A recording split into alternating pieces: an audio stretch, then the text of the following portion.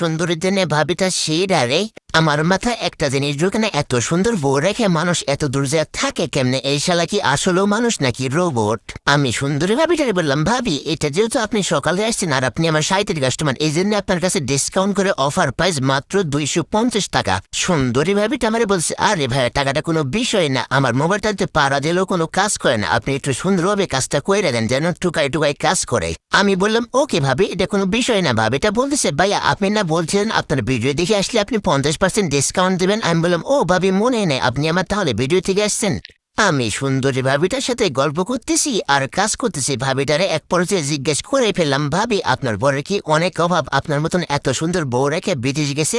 সুন্দরী ভাবিটা আমারে বলতেছে, আর বললেন না ভাইয়া, ওরে জি এত বোঝাইছি হালার নাকি টাকার অনেক প্রয়োজন, আমার থেকে নাকি তার কাছে টাকাই বেশি দামে, বুঝছেন?